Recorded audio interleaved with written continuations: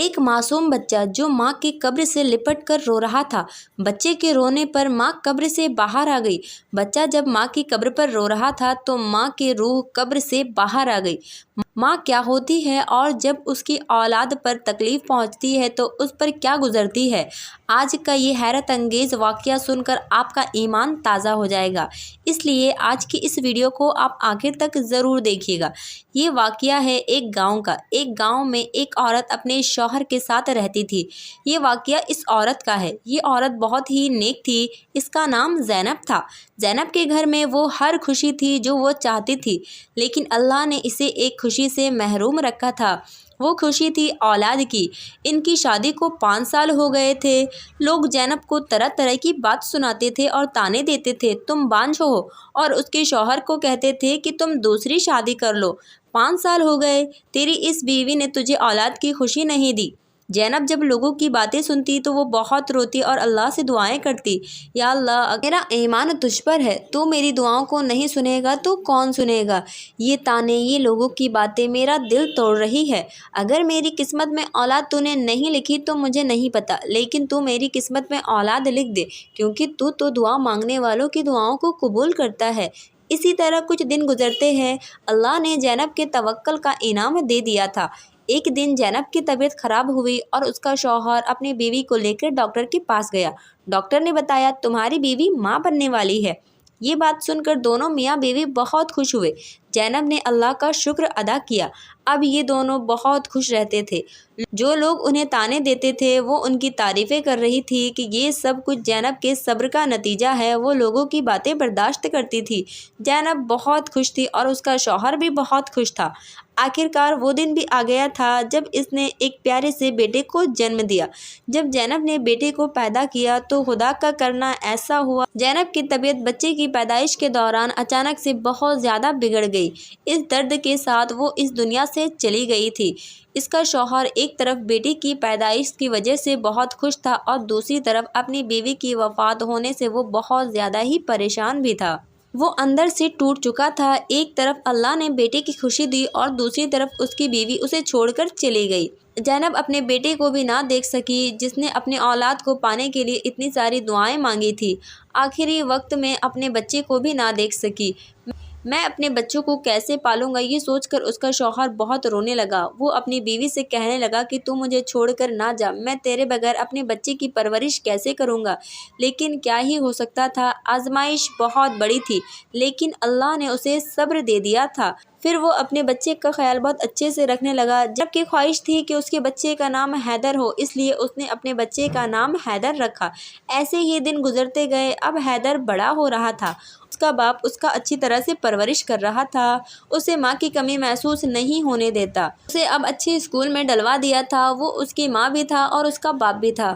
حیدر کو کبھی بھی اس بات کا احساس نہیں ہوا تھا کہ اس کی ماں نہیں ہے، کیونکہ اس کا باپ اس کی ساری ضدوں کو پورا کرتا تھا، ہمیشہ خوش رکھتا تھا اور اس کے آنکھ میں کبھی بھی آنسو نہیں آنے دیتا تھا، اور اسے کبھی بھی ماں کی کمی محسوس نہیں ہونے دیتا تھا۔ وہ اپنے بیٹے سے بہت محبت کرتا تھا۔ لوگ اس کی تعریفیں کرتے تھے کہ بیوی کے مرنے کے بعد وہ اپنے بیٹے سے کتنی محبت کرتا ہے۔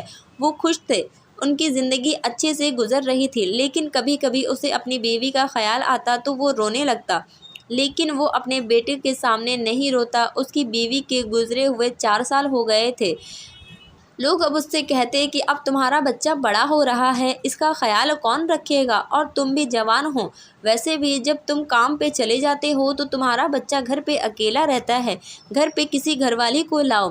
لوگوں کی باتیں مان کر وہ ایک لڑکی سے شادی کر لیتا ہے جو بہت خوبصورت ہوتی ہے۔ ناصر نے یہ فیصلہ کر لیا تھا کہ شادی کے بعد میرے بچے کا خیال میری دوسری بیوی رکھے گی۔ مجھے اس بات کی تو فکر نہیں رہے گی کہ میرا بیٹا گھر پر اکیلا ہے، اس لیے وہ دوسری شادی کر لیتا ہے۔ لڑکی دلہن بن کر اس کے گھر پر آ جاتی ہے اور شادی کی پہلی رات وہ اپنی بیوی کو کہتا ہے، یہ میرا بیٹا ہے، اس کا نام حیدر ہے، اس کی ماں جب سے فوت ہوئی ہے تب سے میں نے ہی اس کی پرورش کی ہے۔ اس کے پیدائش والے دن اس کی ماں فوت ہو چکی تھی۔ میرے بچے نے کبھی بھی ماں کا پیار نہیں پایا۔ تم اس کو ماں کا پیار دینا۔ میں نے تم سے شادی اس لیے کی تاکہ میرے بچے کو تم اپنا بچہ سمجھو اور اس کی اچھی طرح سے خیال رکھو۔ اس کی بیوی بہت چالاک تھی۔ وہ لڑکی کہنے لگی، آپ فکر نہ کریں، یہ آپ کا ہی نہیں بلکہ میرا بھی بیٹا ہے۔ میں اسے کبھی بھی ماں کی کمی محسوس نہیں ہونے دوں گی۔ میں اس کا بہت اچھے سے خیال رکھوں گی۔ اس لڑکی میں ایک بری عادت تھی کہ اس کو بننے سنورنے کا بہت شوق تھا۔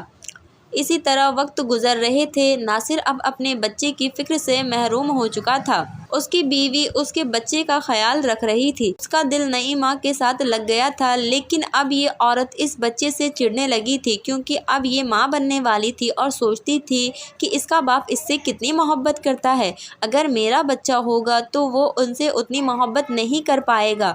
عورت اب حسد کرنے لگی تھی۔ وہ اب اپنی سوتیلی ماں کا روپ دکھا رہی تھی۔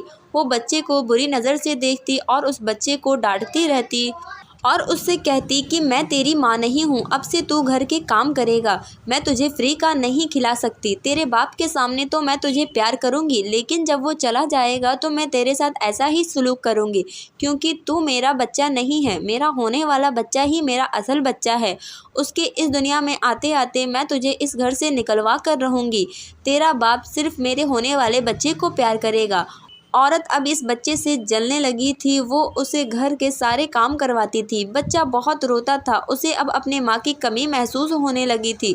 وقت کے ساتھ بچہ بڑا ہونے لگا تھا اور اب اسے ہر چیز سمجھ میں آنے لگی تھی۔ یہ میری سگی ماں نہیں ہے بلکہ میری سوتیلی ماں ہے۔ اب ناصر بھی اپنے بیٹے کو اس کی ماں کے قبر پر لے جایا کرتا تھا۔ قبر میں ڈر کے مارے وہ اپنے باپ سے کچھ نہیں کہتا تھا۔ ایک دن اس کی ماں نے اسے بہت ظلم والا کام کروایا تھا۔ روتا ہوا اپنے باپ کے پاس آیا اور کہا، ابا، سوتیلی ماں مجھ پر بہت ظلم کرتی ہے، مجھے بھاری بھاری کام کرواتی ہے اور مجھے مارتی بھی ہے اور اسکول سے آنے کے بعد مجھے کھانا تک نہیں دیتی ہے۔ کہتی ہے اگر تو نے اپنے باپ کو بتایا تو میں تجھے جان سے مار دوں گی۔ وہ ننھی سی جان برداشت نہ کر سکا اور اپنے باپ کو ساری بات بتا دی۔ اس کے باپ کو بہت غصہ آیا اور وہ اپنی بیوی سے کہتا ہے، میرا بچہ کیا کہہ رہا ہے؟ کیا تم نے میرے بیٹے کے ساتھ ایسا کیا ہے؟ کیا تم نے میرے بیٹے کے ساتھ ایسا کیا ہے؟ وہ مکار عورت رونے لگی، جھوٹے موٹے آنسو گرانے لگی۔ وہ کہنے لگی، آپ نے کیسے اس چھوٹے بچے کی اس جھوٹی بات پر یقین کر لیا؟ وہ ایسے ہی کھیلتے کھیلتے اس نے یہ بات کہہ دی۔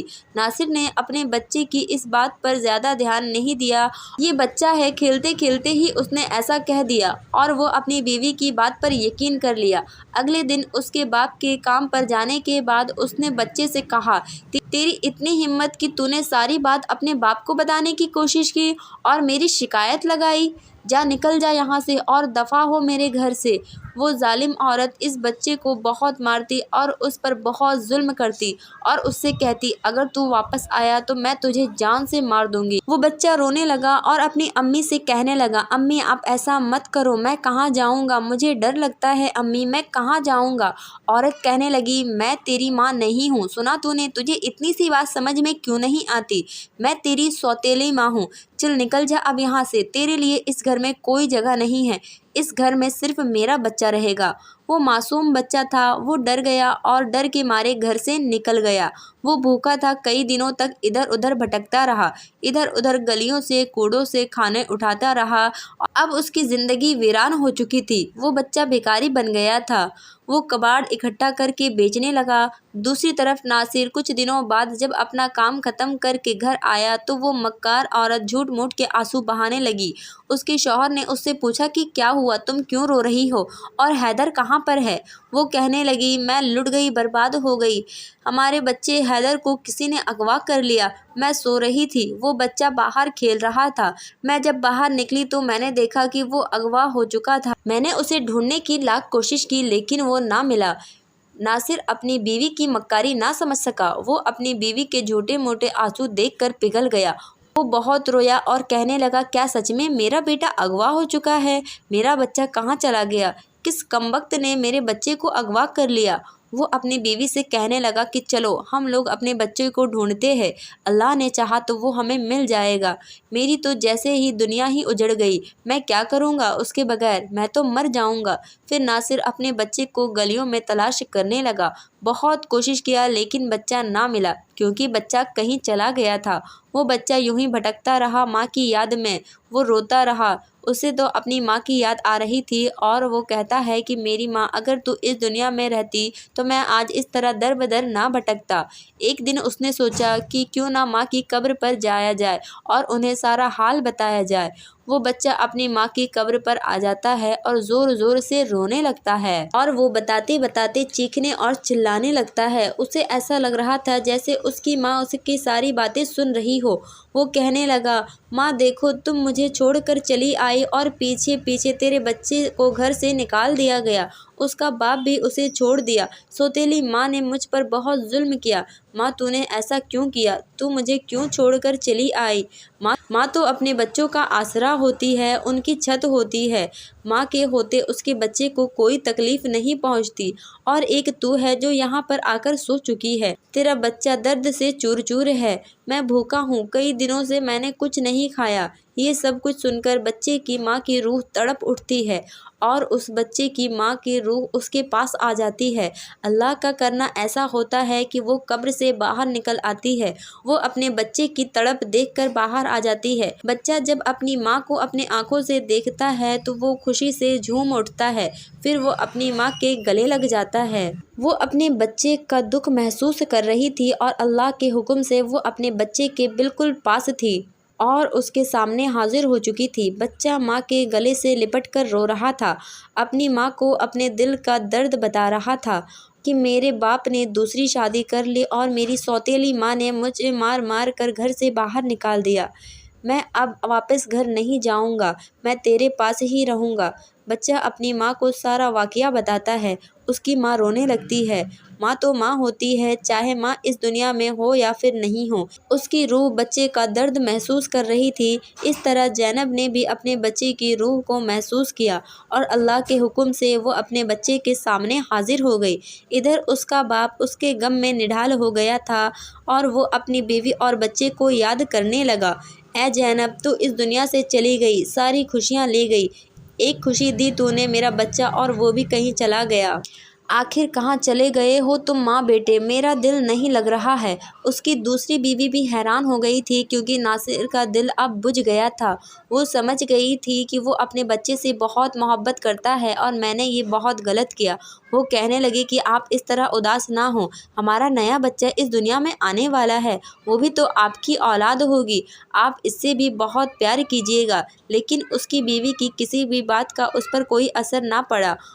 وہ اب ہر وقت روتا رہتا اور اب وہ کام پر بھی جانا چھوڑ دیا تھا۔ وہ اپنے بچے اور بیوی کی یاد میں روتا رہتا تھا۔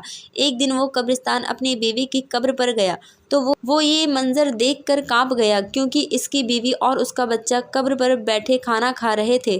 اس کی بیوی عبادت میں مصروف تھی۔ وہ سارا منظر دیکھ رہا تھا۔ اسے پہلی دفعہ ایسا لگا جیسے کہ وہ کوئی خواب دیکھ رہا ہو، لیکن یہ کوئی خواب نہیں بلکہ حقیقت تھا۔ یہ منظر دیکھ کر اس کی آنکھوں سے آنسو نکل پڑے۔ حوصلہ کر کے وہ ان کے پاس گیا۔ روح تو روح ہوتی ہے، وہ غائب ہو گئی لیکن بچہ ظاہر تھا۔ وہ کہنے لگا کہ ابا، تو میرا ابا نہیں ہے، تو یہاں سے چلا جا، میں یہاں صرف اپنی ماں کے ساتھ رہتا ہوں۔ تیری دوسری بیوی نے مجھے گھر سے نکال دیا ہے، میں یہاں پر اپنی ماں کے ساتھ رہتا ہوں۔ تیری دوسری بیوی نے مجھے مار مار کر گھر سے نکال دیا۔ سوتیلی ماں نے مجھ پر بہت ظلم کیے، میں نے تجھے بتایا بھی تھا وہ مجھ پر ظلم کرتی ہے، لیکن تو نے میری بات پر یقین نہیں کیا۔ اس نے سب کچھ جھوٹ بتایا ہوگا تجھے، میں تو کب سے اپنی ماں کے پاس ہوں۔ بچہ ساری بات اپنے باپ کو بتاتا ہے۔ بچے کا دکھ بھری باتیں سن کر ناصر کا دل تڑپ اٹھتا ہے۔ اسے یقین نہیں آ رہا تھا کہ وہ مکار عورت اتنی چال باز اور ظالم ہے۔ یہ سب سوچ کر اسے بہت زیادہ غصہ آ رہا تھا اور وہ اپنے بیٹے کو ساتھ لے کر اپنی بیوی کے پاس آیا اور اپنی بیوی سے کہتا ہے، اے چال باز اور مکار عورت، تو نے میرے بچے پر اتنا ظلم کیا، تجھے شرم نہیں آتی؟